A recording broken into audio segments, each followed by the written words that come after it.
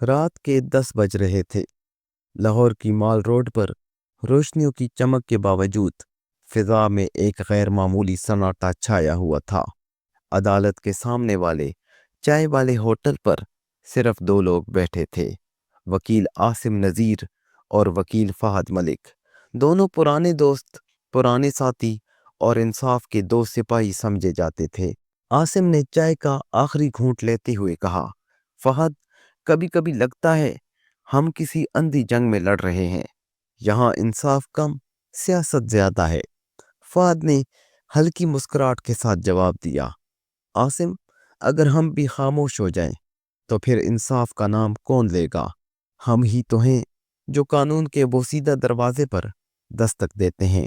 چائے ختم ہوئی، سگریٹ بجھایا گیا اور دونوں اپنی گاڑی کی طرف بڑھے، لیکن انہیں کیا معلوم تھا کہ آج کی رات ان کی زندگی کی آخری رات ہے۔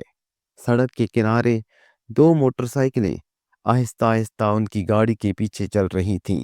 دونوں پر سوار 4 نقاب پوش افراد مسلسل ان کی حرکات دیکھ رہے تھے۔ فہد نے بیک مرر میں ایک لمحے کو پیچھے دیکھا۔ عاصم، لگتا ہے کوئی ہمارا پیچھا کر رہا ہے۔ چھوڑو یار، لاہور میں اب سڑکوں پر خوف ہی خوف ہے، شاید کوئی راہ چلتا بندہ ہو۔ مگر اگلے لمحے گولیوں کی تڑتڑاہٹ نے رات کے سکوت کو چیر دیا۔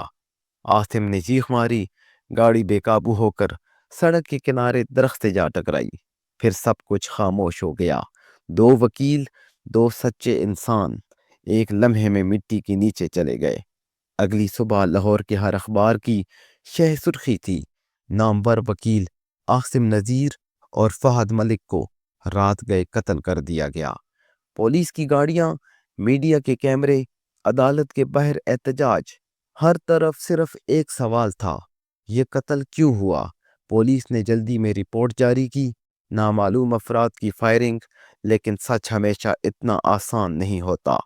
نادیہ کی آنکھوں میں نیند نہیں تھی، وہ بار بار دروازے کی طرف دیکھتی، جیسے ابھی عاصم اندر آ جائے گا اور مسکرا کر کہے گا، ڈر مت، میں آ گیا ہوں۔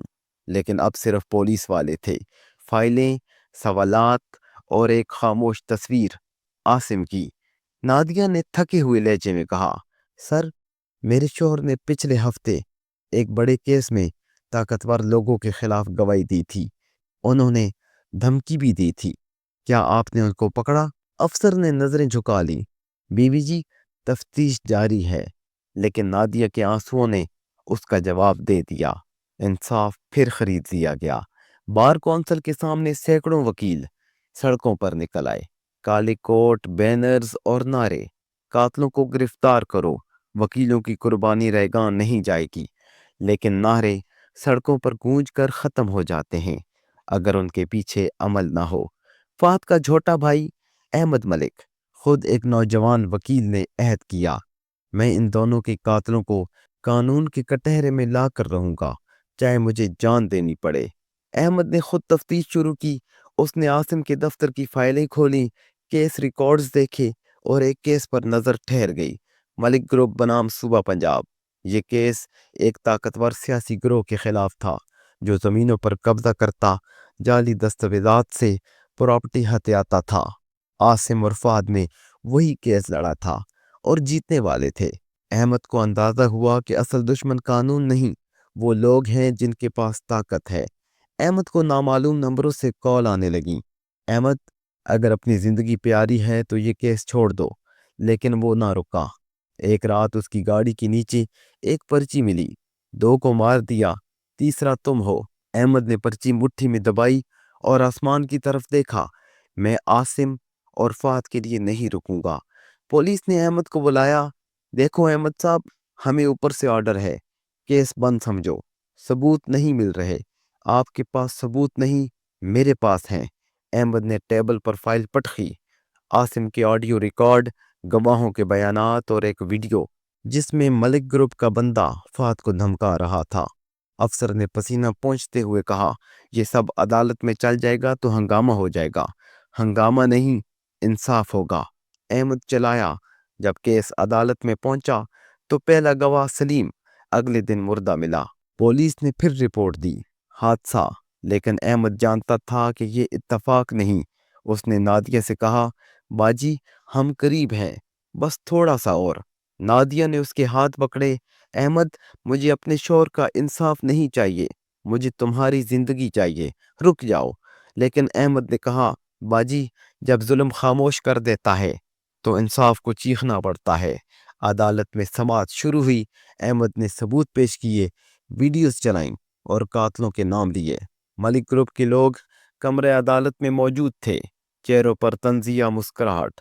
جب جج نے تاریخ فیصلہ کا اعلان کیا تو ان کی مسکراہٹوں کے پیچھے خوف جھلکنے لگا۔